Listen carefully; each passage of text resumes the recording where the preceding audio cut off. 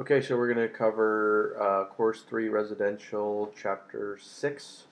It is discussing topics of new homes.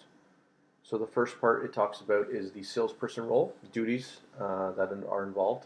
So the interaction is from the model home. You're basically taking a model home or model kitchen or floor plans or a mini building that's built up for you in the sales center and interacting with walk-in clients. So you're working the sales hours. Could be usually 12 to 6, 12 to 8.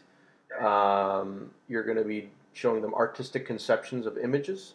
You're going to be showing them floor plans. You're going to be describing the phase and the development and what's involved and what's being built up. You're going to be talking about base price, price per square foot, or you'll be talking about what the opening price is for that suite, and then you will discuss upgrades. So you'll be letting them know that they can get granite countertops for this much money, or they can get whatever they like. Usually there's a bank on site. It might be Bank of Montreal, TD Bank, or whatever the case is, and they'll offer some kind of special financing rates if you decide to go through them for that particular site. So they'll probably have one mortgage representative that's allocated to that site to represent one of the banks and the offers that they're talking about. Now, the builder agreement is a really thick one usually. When we do a resale agreement, maybe 5-10 pages in total with all our schedules. These ones are usually anywhere from 30 to 50 pages at times, because they include all of the clauses, all of the tax explanations that, and all of the authorizations, all of the disclosures, and so they're pretty lengthy in terms of the standard schedules. Quite a few of them. They usually have a couple of deposits. You might see that some builders offer, 5% only down payment, but that's only if you qualify on the financing side. If you don't, normally it's 15 to 20% down.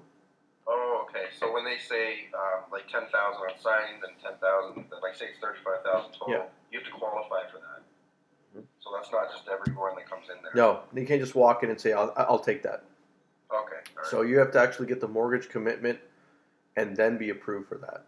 So we're buying a new house probably in a couple months. Yeah. That's handy for me to know. Okay. Exactly. So if you get pre-approved first and go with a commitment letter, it's a lot easier than in that case. Okay, great. Okay. But in this case, most likely, if you've got to put 10% down, they'll say, okay, put down 5% now or $5,000 on signing, put the balance in 30 days, and put the rest in 60 days. Okay. That's pretty much what the schedule is like when you're Right. dealing with a new home. So builder relationships, there's an assigned exclusive authority. This refers to if it's your brokerage that's representing a builder, you're going to do on-site, they're going to do the on-site marketing and advertising. This refers to giving that brokerage authority to market it outside of that as well for sales activity. Okay. So you might see sometimes certain companies, like you don't really hear them as a big brand. There's companies like OREA or there's like Intuition, and they represent builders mostly. Okay. So they don't actually do they do work in the market, but they don't do a ton of advertising for their brokerage. Usually they're advertising the project. Okay. So you'll see them advertising Parkside Village in Mississauga, and then they can put ads up online. They can do anything because they're part of that brokerage, so they have the authority to advertise. So other agents can't actually advertise those products without permission from them. All right. Okay? So there's a prospect registration system. You'll see a lot of these on Facebook too. You'll see like a new condo come up and it'll say sign up or like it, right? Yeah. So this is basically what this is. This is where there's a completion form when a salesperson introduces a buyer. So the prospect registration form comes in two ways. If you have a Facebook page and you're advertising it and you have permission to, you can bring in those prospects. You can also sign a form in person where you handwrite it at the sales office with your client to protect your client so that your commission's protected. Okay. So it says the registration document is valid for a certain period, like 60 days. The commission is protected as you introduce the leads to that site. Okay. So maybe you're a cooperating broker, like you have nothing to do with the site. You're not actually on site as an agent. Yeah. But you're just bringing your clients because they're offering 3 to 4% cooperating commission. Okay. Which is very rare around here. You never see a builder offering commission. Really? Yeah, like never.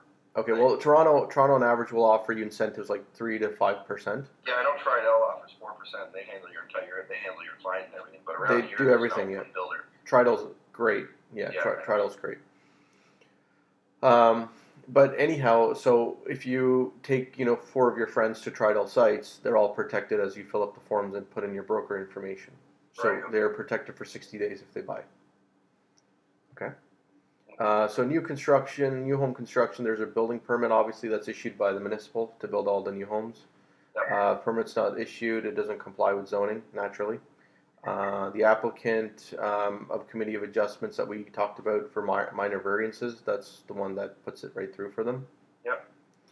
There's a building code inspection, so the building inspector from the city will come by and make sure there's no deficiencies, there's no problems, there's nothing that wasn't done against the permit. And he'll make sure that everything in the drawings and everything of the site has been kept the same as it's supposed to be done. Okay. Other inspections, there's a site plan control, that's usually for landscaping, electric inspection usually, there's a gas inspection. Sometimes they'll fit in like pipes for the dryer and there's a gas leak. So they'll come in and verify before anybody starts using anything, there's no gas leaking. Or if there's a gas stove, same idea, they're going to check the piping. Because sometimes before they bring in the appliance and they tear the wall to bring out the pipe, they can allow it to be not closed. Sometimes the lever's not closed, so it's leaking. So they have to inspect it before it can go up for completion, and people can start looking at inspection to move in, like a pre-inspection to move in. So the construction standards are from the Ontario Building Code. They're all from there. It says there's 9 detail standard for construction residential structures for 10 square meters. That's 108 square feet to 600 square meters, which is 60 square feet. And it's up to 3-story in height. So the code requires related materials, systems, and equipment. So you have to use certain building materials to build anything that's approved according to the Ontario Building Code. Okay. You can't start getting materials from another place that are inferior and just start using them because you feel like it. When they get inspected, it'll get turned down. Yeah. Construction loans are typically done by the bank, so they usually give you money in stages. So say you are going to buy a home and you have enough money to finance the construction loan as well from the bank. So the bank will give you money in stages as a contractor completes certain things. So that's if you build your own house then? It's not even a build, but you might be gutting and renovating the home where, like say the renovations are like $80,000. Yeah, okay. So you might be taking construction loan because you're getting the property cheaper too. So the bank will inspect it as you do it to make sure you're... Not so much inspect it, but they might or they might not, but usually what they want to do is just, they want a confirmation from the contractor in stages. But the contractor, remember, has like insurance, WSIB, the contractor's regulated, he's, he might be part of a union possibly too. But if he's not, but regardless of that, he's got insurance.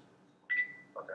So they'll give you stages, so they'll say like once you finish the flooring and the walls, we'll give you some more money. Okay. And then you can finish the kitchen, and then you can go ahead and finish, I don't know, the decks or whatever. So they'll just break it up into stages so that you have a timeline. Okay. Yeah. Okay.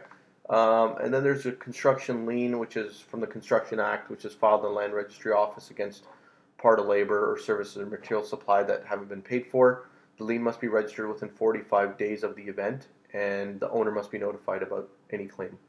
Okay. So if you get your roof done and you say, oh, sorry, I was waiting for a paycheck, but it never came in, I can't pay you now. Yeah. He can file a lien within 45 days, and then okay. Then you can see how, but he has to still notify you if it happens. Yeah. Basic holdback. So under this holdback, 10% of the price of the services and materials provided by a contractor or subcontractor may be withheld by the owner. So that's basic holdback is say somebody's doing the work or somebody's doing the materials for one of your properties. You can hold back 10%. Okay. That's basic holdback. So finishing holdback, and that's before finishing. So finishing holdback now when the contract is complete, but various services and materials are required to finish the project, you can still hold back 10%. Okay. In that case too, so that's a different scenario. You might have heard of Ontario Home Warranty. Yep. Extremely popular. It's a really big deal. People really like it. This part here is where the questions on the exam, I think,